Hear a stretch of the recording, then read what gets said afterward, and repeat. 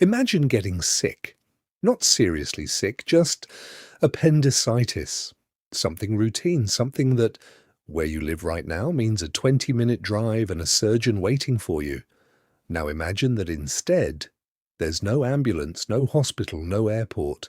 The nearest doctor is 6 days away, by ship, if the weather is good enough for a ship to even dock. And the weather is almost never good enough. Pull up Google Maps. Seriously, open it right now if you want. Find South Africa. Find the southwestern tip, Cape Town. Now drag your finger west. Keep going. Keep going. Past the point where you think there couldn't possibly be anything. Past where the ocean feels genuinely endless. Keep going. There. A tiny dot, almost invisible, sitting in the middle of a stretch of ocean so enormous, so featureless, so brutally remote that cartographers used to just leave it blank. That's Tristan da Cunha. It sits in the South Atlantic Ocean, roughly equidistant between South Africa and South America, which sounds poetic until you realize that means it's 2,800 kilometers from the nearest landmass. That's farther than London to Cairo, farther than New York to Denver. Just water in every direction. It is, by every official geographic measurement, the most remote inhabited island on the planet. Not one of the most remote. The most. Full stop. And here's where it starts getting strange, because roughly 250 people live there right now, not historically, right now, as you watch this. They're going about their day, fishing, tending gardens, probably arguing about something, the way people in small communities always do. They have electricity, they have the internet, slow, expensive, satellite internet, but internet. They have a post office, a cafe, a small museum, a school. They have a pub, and they have no way to leave quickly. None. The island has no airport, no airstrip, no helicopter pad capable of regular use. The only way in or out is by ship, and ships only come a handful of times per year. Scheduled cargo vessels from Cape Town or, occasionally, the Falkland Islands. The crossing takes between 5 and 7 days depending on the weather, which brings us to the weather. Oh, the weather. Tristan da Cunha is a volcanic island, which means it didn't form gradually from sediment and time. It erupted from the ocean floor, violent and sudden, punching through 3,000 meters of water to break the surface like something that refused to stay buried. The result is dramatic in the way that only geological violence can be. The island is essentially a single massive peak, Queen Mary's Peak, rising 2,062 meters straight out of the water. There are almost no beaches. The coastline is mostly sheer cliff. The only flat land on the entire island sits in one small area on the northwest side, and that's where every single person on the island lives, in a village called Edinburgh of the Seven Seas. Which, I need you to sit with that name for a second, there's a place called Edinburgh of the Seven Seas, on a volcanic rock in the middle of the South Atlantic, named after a royal visit in 1867, complete with a painted sign and a functioning post office. The British have a gift for naming things. But here's the thing about that flat patch of land. It's surrounded. Behind it, the volcano. In front of it, the ocean. And that ocean is not the gentle turquoise vacation brochure kind. It's the South Atlantic. Grey, deep, cold, swelling with the kind of waves that form when there's nothing to interrupt wind patterns for thousands of miles. Ships don't just casually pull into Tristan da Cunha. They have to time the approach carefully, lower small boats in open water, and ferry passengers and cargo to shore through surf that can turn dangerous in minutes. Some years, scheduled supply ships can't land at all. Let that settle. The island gets resupplied, gets its connection to the outside world, and sometimes the weather simply doesn't cooperate. The ship circles, it waits, and sometimes it leaves. Can you imagine? Standing on shore, watching a ship that came all the way from South Africa slowly disappear back into the horizon because the waves were too high, and you think your delivery got delayed. This is the question that started nagging at me when I first fell down this particular rabbit hole. How does a place like this get populated? Who looks at a hostile volcanic island in the middle of nowhere and thinks, yes, this is where I'll build a life? The answer, as it turns out, involves shipwrecks, stubbornness, loneliness, and one man who simply refused to leave. Tristan da Cunha was discovered, in the Western colonial sense of that word, by a Portuguese explorer in 1506. Tristan da Cunha, whose name the island now carries, spotted it during a voyage but didn't land. The seas were too rough. For the next 3 centuries the island was visited occasionally by passing ships taking on fresh water, by whalers, by geographers, but nobody stayed. Then came 1816. Britain had recently fought the Napoleonic Wars. Napoleon himself had been exiled to St. Helena, another remote South Atlantic island, though comparatively accessible, and the British were anxious. What if someone tried to use Tristan da Cunha as a base to rescue him? What if it became a staging point? So Britain annexed the island and placed a small military garrison there. The garrison stayed for a few years. Then the Napoleonic threat passed. The military left. But one man didn't. Corporal William Glass, a Scottish soldier, petitioned the British government for permission to stay. He had a wife. He had 2 children. He had apparently looked at this volcanic rock in the middle of the South Atlantic and seen something others hadn't. Permission granted. And that was it. That was the beginning. Glass and his family scratched out a life on the island.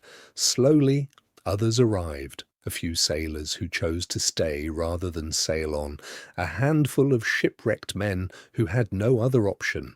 A woman from St. Helena who answered an advertisement Glass reportedly placed for wives for the island's bachelors. Yes, he ran what was essentially a personal settlement recruitment campaign on a volcanic island in the 1820s. By the mid-19th century, the population had grown to a few dozen people. And here's where things start getting genetically interesting, which is not a sentence I expected to write today, but stay with me. Because the island's population grew from such an extraordinarily small founding group, and because almost nobody new ever arrived, the genetics of Tristan da Cunha became something that researchers now find genuinely remarkable. Every single person on the island today traces their ancestry to roughly 15 founding individuals. 15. And because the population remained small and isolated for 2 centuries, peaking at just under 300 people in the 20th century, the community developed a pattern that geneticists find almost nowhere else in the modern world. The island has 7 surnames: Glass, Green, Hagen, Lavarello, Patterson, Repetto, Rogers. That's it. 7 family names. If your name isn't on that list, you either married in recently or you're a visitor. The islanders are famously aware of this. When journalists visit, residents sometimes joke about it with a kind of resigned, self-aware humour. We're all related, one islander told a BBC reporter, but we try not to think about it too much. The practical consequence is something called the founder effect, where a small founding population passes particular genetic traits to a disproportionately large number of descendants. On Tristan, this has meant elevated rates of certain hereditary conditions, particularly asthma and glaucoma, that researchers have been able to study in unusual detail, precisely because the population is so isolated and genetically traceable. In a strange way, the island's very isolation has made it scientifically valuable. Medical researchers have visited specifically to study how these conditions inherited from specific founders ripple through generations. The island is like a living laboratory of inheritance, which sounds clinical, but the people who live there are, by all accounts, deeply aware of their own genealogy in a way that most of us never have to be. Every birth is significant, every marriage is documented carefully, every new arrival, and there are very few, slightly shifts the genetic and social fabric of the entire community. Think about that. Where you live, a new neighbour is a minor event. On Tristan da Cunha, a new resident is a generational event. For over a century, the island lived in its own quiet rhythm. Fishing, farming potatoes, still a staple crop, tending cattle, watching ships come and go, disconnected from the wars and politics and upheavals reshaping the rest of the world. World War I. The island heard about it eventually. World War II. A naval station was actually established there. The island briefly became a monitoring post, watching for German U-boats in the South Atlantic. The outside world found Tristan da Cunha useful for once. Then the station closed. The outside world forgot about them again, but in 1961 the island got a reminder that nature had never forgotten about it. The volcano erupted. Not a catastrophic explosion, but alarming enough. Cracks opened in the ground near the settlement. Lava began to flow. The British government made an extraordinary decision. The entire population of Tristan da Cunha, all 264 people, would be evacuated. Ships arrived. The islanders gathered what they could carry, they boarded, and they sailed away from the only home most of them had ever known. They were resettled in England, first in emergency accommodations, then in housing estates in Southampton and Surrey, and this is the part of the story that I find genuinely moving.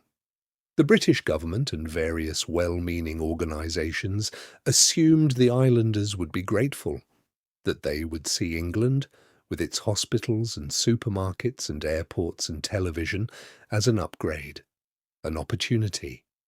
The islanders were polite about it. They were also absolutely miserable. The noise was overwhelming. The cities were alienating.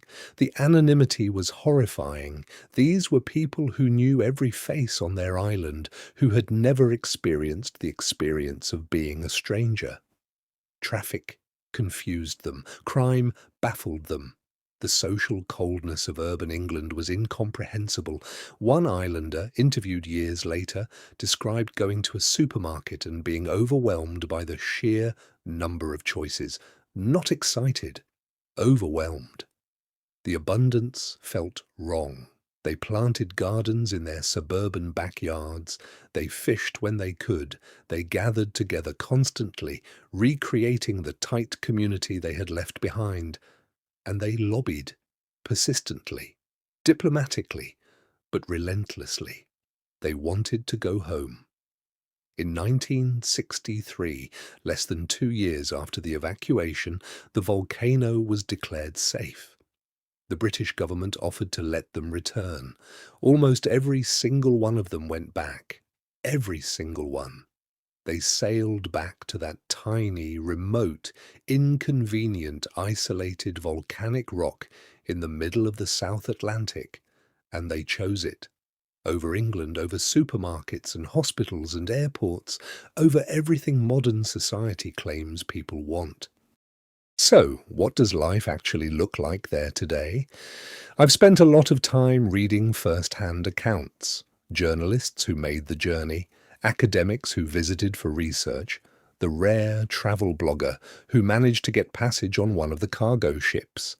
And what they describe is Surprisingly normal, in the way that only the genuinely extraordinary can seem normal when you're inside it.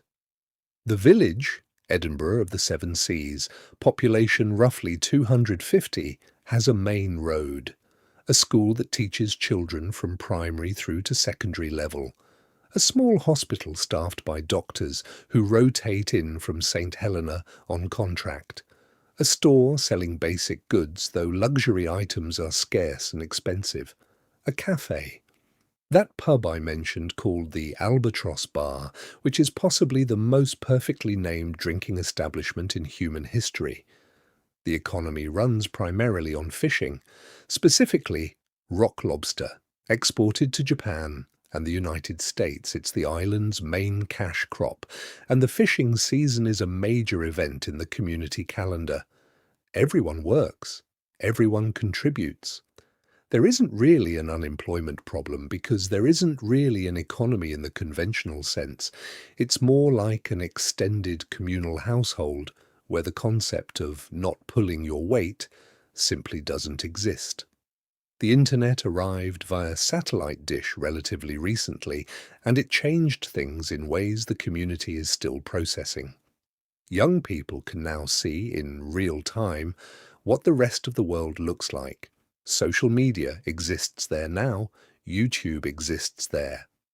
Hi, if any Tristanians are watching this, truly no idea how the algorithm works. But the internet also raises questions the island has never had to confront so directly. Will young people stay? Why would a 22-year-old with satellite internet choose to remain on a remote volcanic island when they can see London and Tokyo and New York in their pocket? The answer, so far, is that many of them do. Not all. Some leave for education or for partners they've met online or simply for the pull of the wider world. But the community has remained remarkably stable. The sense of identity, of being Tristanian, which is its own distinct thing, not quite British, not quite anything else, seems to function as a kind of gravitational force. You can leave, many do for a while, but the island pulls you back. Here's the thing I keep coming back to. We live in a world that has spent the last century obsessed with connection, with shrinking distances, with making everywhere accessible.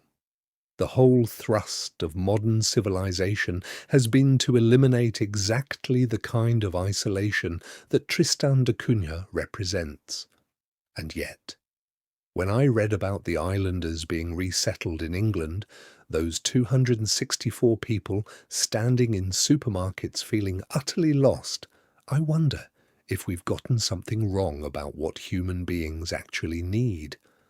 The Tristanians had something that most of us don't. They knew their neighbours, all of them, personally. They knew their history, not just in the abstract I'm from this country sense, but in the deep, specific, genetic sense. They knew exactly where they came from and exactly where they fit. There was no anonymity on Tristan da Cunha, no getting lost in a crowd, no disappearing.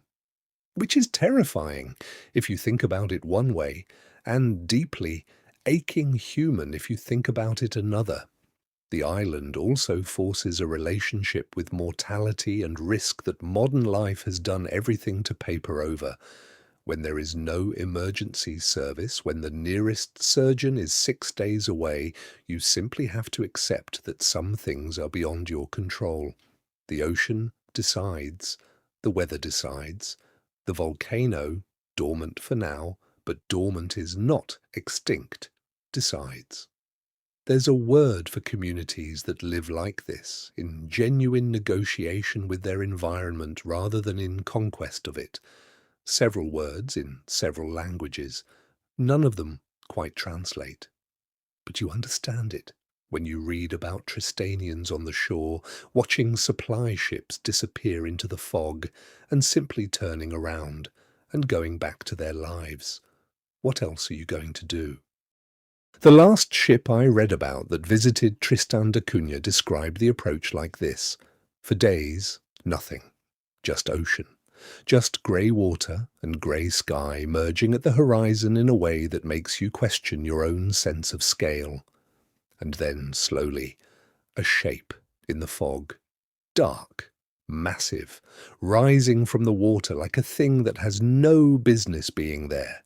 The peak hidden in cloud, the cliffs catching the white noise of the waves, and below the cliffs, almost invisible from a distance, a handful of lights, 250 people living their lives, fishing, arguing, drinking at the Albatross bar, checking their satellite internet, tending potato gardens, watching their children, and wondering, quietly, if they'll stay. In 1816, a Scottish soldier looked at this same volcanic rock and decided it was worth staking a life on. In 1963, 264 people looked at everything modern Britain had to offer and decided they'd rather go back. Right now, tonight, families on Tristan da Cunha are doing what families everywhere do. Eating dinner, watching something on a screen, having conversations they'll half remember tomorrow. The difference is that outside their windows in every direction, for further than most of us will ever travel in our lives, there is nothing but water. And somehow, that feels like enough. The island has no airport, no ambulance, no quick way out, and for the people who call it home, they've never needed one.